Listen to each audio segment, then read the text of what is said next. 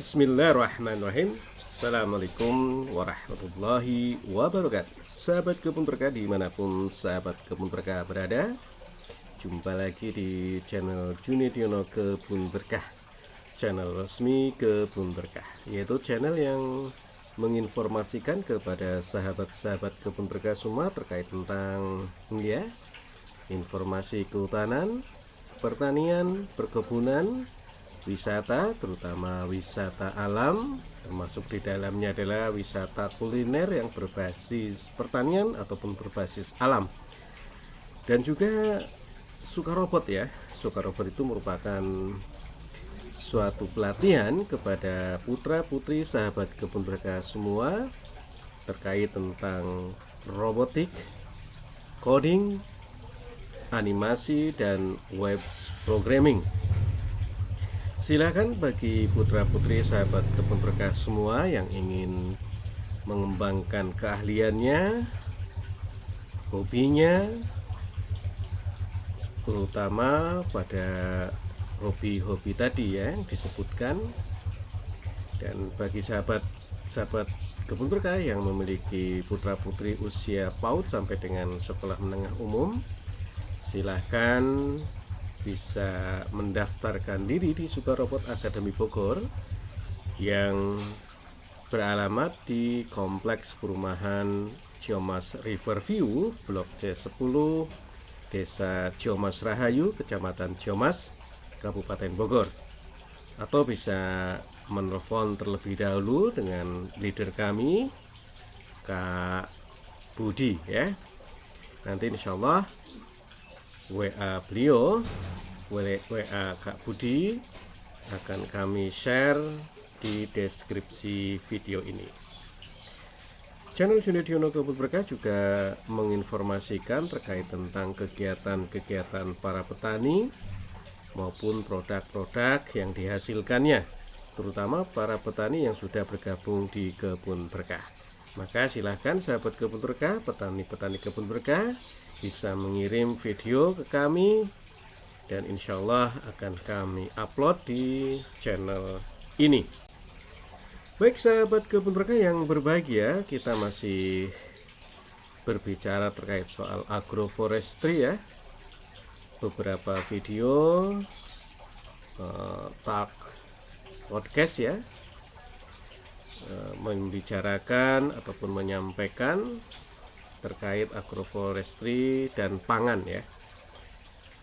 Dan juga kita sudah membahas bersama Pak Muhammad Syarudin, peneliti utama Badan Riset dan Inovasi Nasional BRIN, dan beliau juga seorang sekjen Masyarakat Agroforestry Indonesia. Kemarin kita banyak ya membahas terkait tentang agroforestry, antara konsep dan praktek, terutama di bidang pangan serta ekologinya. Silakan bagi sahabat kebun berkah yang ingin mendapatkan informasi terkait tadi bisa mengklik di channel Junediono Kebun Berkah. Kali ini saya akan mencoba membahas agroforestry dari sudut ekologinya ya. Dan ini berdasarkan beberapa penelitian yang dilakukan oleh kawan-kawan, oleh ahli yang membidanginya. Sahabat kebun berkah yang berbahagia, ada satu penelitian dari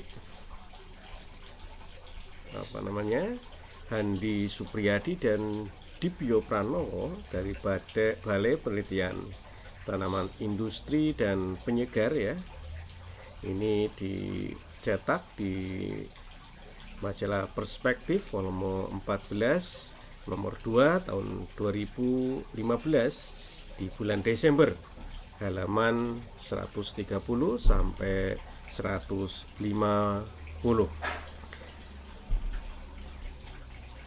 Walaupun dalam penelitian Handi Supriyadi dan Dibyo Pranowo ini lebih mengarah kepada agroforestry berbasis kopi, namun ada beberapa hal yang memang menjadi dasar kami terkait peran agroforestry di dalam ekologi ya.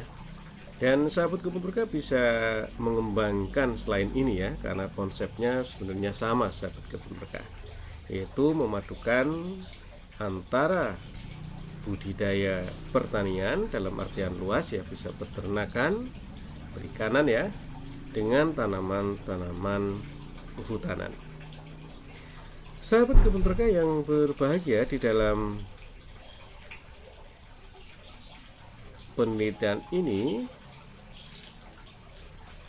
bahwa konservasi di lahan yang dilakukan secara agroforestry berbasis kopi ternyata dapat mengurangi laju aliran permukaan dan erosi tanah. Peneliti ini juga membawakan penelitian-penelitian lain ya, dari Daria dan kawan-kawan di tahun 2004, menunjukkan bahwa tingkat aliran permukaan sejumlah 46,36 mm dan erosi sebesar 1,29 ton per hektar pada agroforestry berbasis kopi lebih rendah dibandingkan kopi monokultur yang mempunyai aliran permukaan dan erosi masing-masing sebesar 53,25 mm dan 150 ton per hektar. 1,5 ton per hektar. Ya. Jadi luar biasa ya sahabat kebun berkah, ternyata bahwa budidaya kopi dengan monokultur dan agroforestry ini di dalam konservasi lahan memiliki keunggulan tersendiri ya secara agroforestry ini. Tadi seperti yang disampaikan di dalam penelitiannya Daria di tahun 2004 ya, untuk yang monokultur erosinya bisa mencapai 1,5 ton per hektar, sedangkan yang agroforestry 1,29 ton per hektar. Ini luar biasa sahabat kebun berkah. Ada juga dari penelitian yang dilakukan oleh Utami di tahun 2011. Dalam penelitiannya bahwa aliran permukaan pada sistem agroforestry kopi lebih rendah dari lahan terbuka dan hutan yang monokultur ya.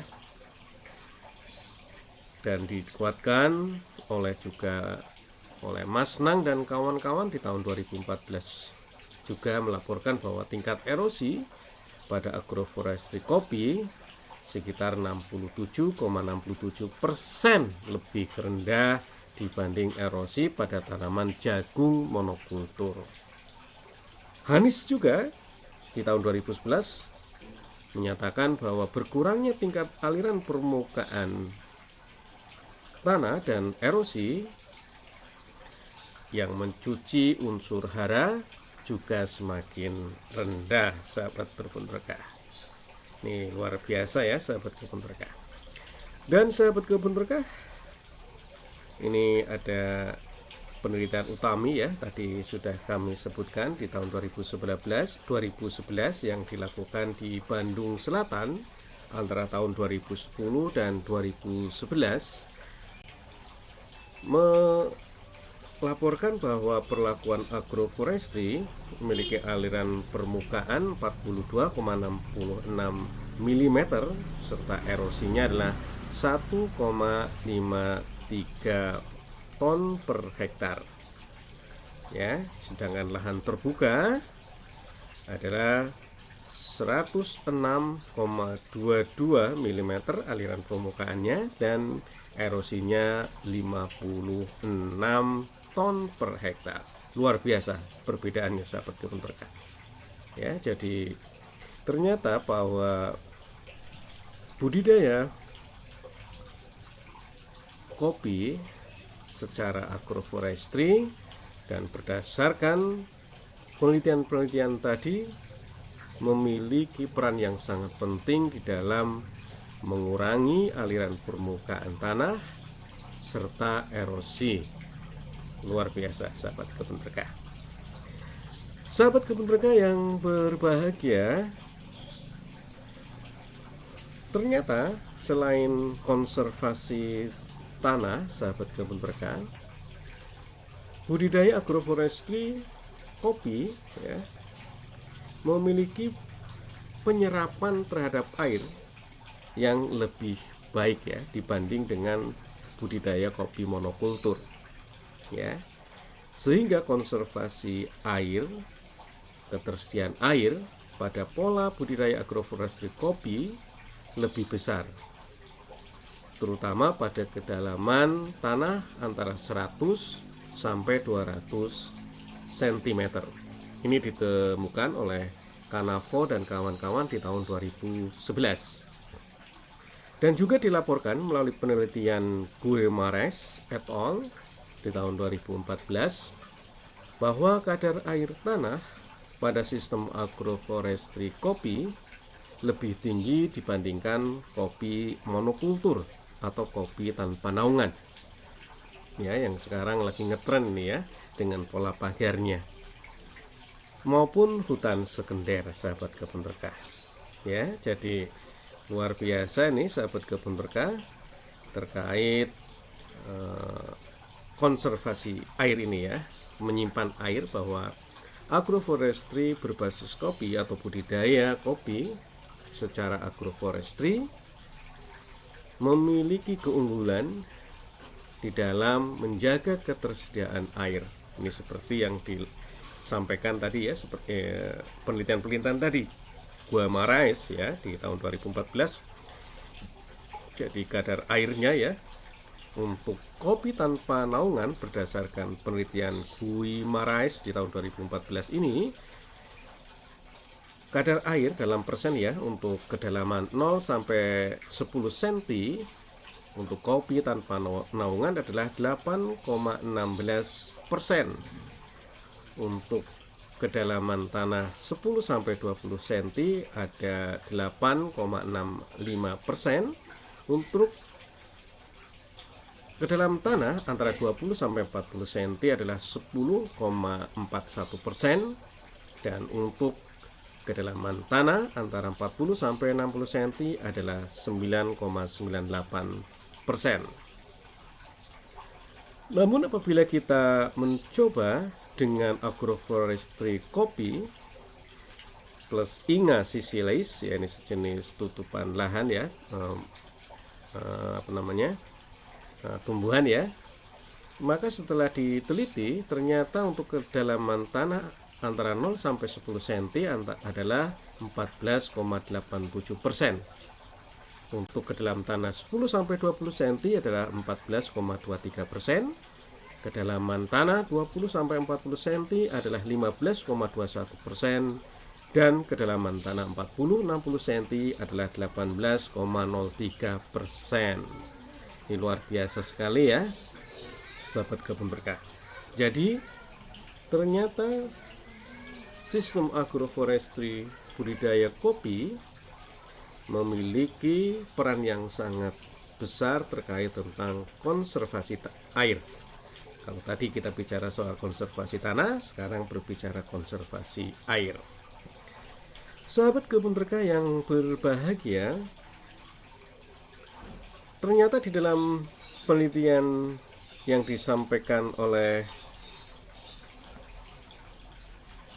Handi Supriyadi dan Dibyo Pranowo ini, agroforestry berbasis kopi juga memiliki peran yang sangat penting terkait dengan konservasi keanekaragaman hayati.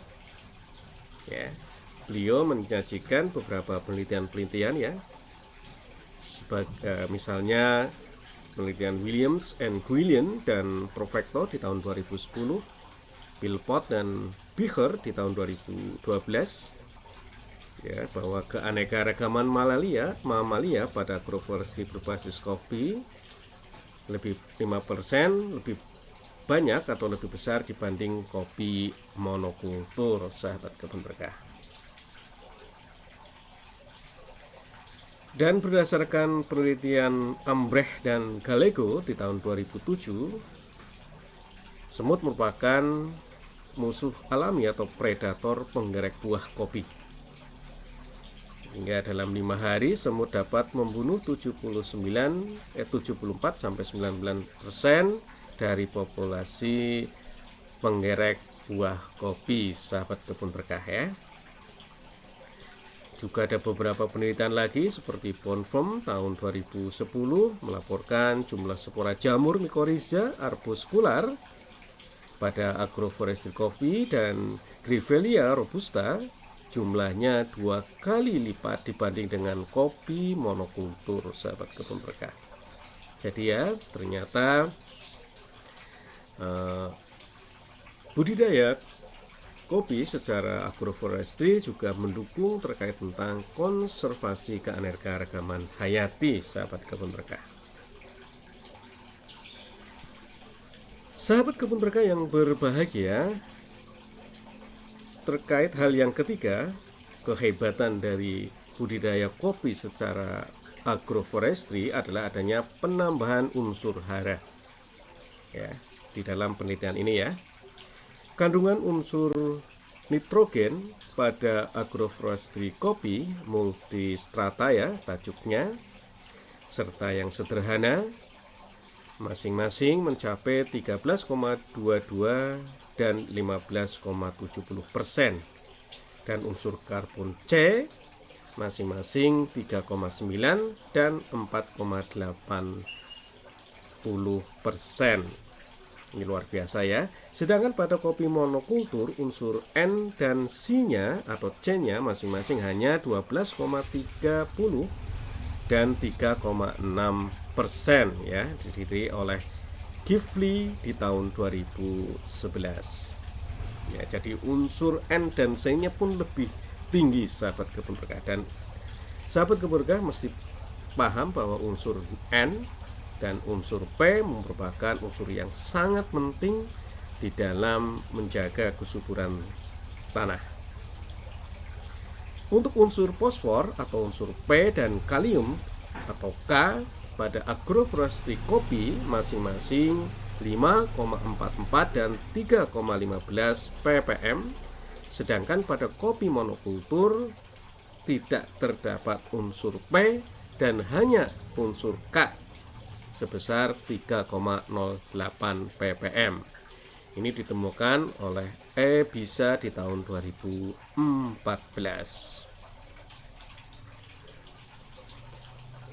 Total unsur hara makro N, P, K, dan kalsium Ca, magnesium Mg, dan sulfat SO4 yang potensial dapat dikembalikan ke lahan agroforestry berbasis kopi yang berasal dari tanaman penaung, misalkan adalah penaungnya adalah waru, Hibiscus thaliacus, tanaman penaung sengon misalkan, ataupun lamtoro, ataupun jati, mindi, dan lain sebagainya, ternyata juga sangat tinggi, sahabat kebun berkah.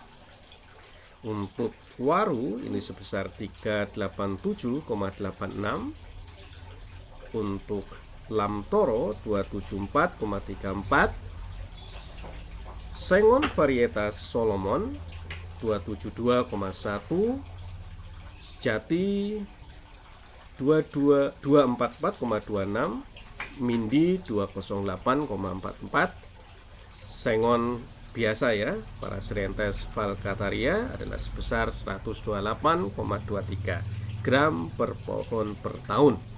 Ini berdasarkan penelitian Prorwoto 2008. Ini luar biasa, sahabat kebun berkah. Ini manfaat keempat ya terkait dengan budidaya kopi berbasis agroforestry. Manfaat yang kelima, ternyata berdasarkan penelitian ini bahwa agroforestry berbasis kopi menjadi pengendalian iklim mikro ya. Sebagai catatan bahwa agroforestry berbasis kopi dapat mengurangi kecepatan angin rata-rata 35% ya. Suhu udara 1,2 sampai 1,4 derajat Celcius ya. dibanding dengan kopi monokultur. Ini adalah temuan atau penelitian dari P. Sopane dan kawan-kawan di tahun 2011. Ya. Bahkan berdasarkan P. Sopane dan kawan-kawan di tahun 2010, ternyata penurunan suhu udara bisa mencapai 2,2 derajat Celcius pada agroforestry kopi dengan tanaman macadamia. Ya. Sahabat kebun berkah, luar biasa ya. Dan suhu tanah serta suhu daun kopi pada agroforestry berbasis kopi masing-masing 19,7 sampai 24,2 derajat Celcius lebih rendah dibanding dengan kopi monokultur yang mencapai masing-masing 20,8 dan 28,1 derajat Celcius. Ini berdasarkan penelitian Pote dan Struik di tahun 2011. Ya. Ini yang kelima, sahabat kebun berkah, pengendali iklim mikro. Yang keenam, sahabat kebun berkah, bahwa budidaya kopi berbasis agroforestry ini ternyata juga sebagai penambahan cadangan karbon. Ya, seperti yang dilakukan oleh Hergauk dan kawan-kawan, bahwa cadangan karbon pada kopi monokultur di Costa Rica sebesar 14,1 ton setara C per hektar, dan pada agroforestry kopi dengan Inga densiflora dapat mencapai 32,4 ton karbon per hektar. Di Meksiko, agroforestry kopi dengan Inga SPP dapat mencapai 154,3 ton karbon per hektar. Ini berdasarkan penelitian Soto, Pinto, dan Davila di tahun 2015. Cadangan karbon untuk beberapa wilayah di Indonesia pada agroforestry multisertata berbasis kopi rata-rata adalah 43 ton karbon per hektar. Ini untuk kopi di lahan milik petani dan kebun percobaan ya, masing-masing 23 dan 38 ton karbon per hektar. Sedangkan pada lahan kopi yang monokultur, cadangan karbonnya rata-rata hanya 13 ton karbon per hektar ya. Ini penelitian oleh Hairia dan Rahayu di tahun 2010. Ini sobat kebun berkah ya. Ternyata agroforestry berbasis kopi juga menjadi menyumbang cadangan karbon yang lebih besar dibanding dengan kopi monokultur. Yang ketujuh, sahabat kebun berkah, manfaat dari budidaya kopi berbasis agroforestry adalah menekan serangan hama dan penyakit. Agroforestry berbasis kopi dapat menurunkan penyakit buah hijau kopi yang disebabkan oleh Collectotrichum cahawae. Penyakit ini merupakan kendala utama untuk budidaya kopi Arabica di Afrika yang dapat menyebabkan kerugian panen 60%. Ini berdasarkan penelitian Pedimo dan kawan-kawan di tahun 2008. Ada juga penelitian yang dilakukan oleh Sri Bawa dan kawan-kawan di tahun 2010, yaitu menunjukkan bahwa sistem agroforestry berbasis kopi dengan tingkat naungan di atas 40% dapat menurunkan kelimpahan nematoda parasit. Ya, inilah sahabat kebun berkah yang ketujuh ya. Yang kedelapan yang diinformasikan dalam penelitian ini adalah ternyata agroforestry berbasis kopi juga bisa meningkatkan pendapatan. Pendapatan dari nilai ekonomi sistem agroforestry lebih besar dari pendapatan non-agroforestry. Ini berdasarkan penelitian Rahman di tahun 2011, yaitu kopi yang diusahakan secara monokultur tanpa naungan hanya memberikan net present value 13.594.616 per hektar dengan benefit cost ratio 1,31 dan internal rate of return IRR 22,8%.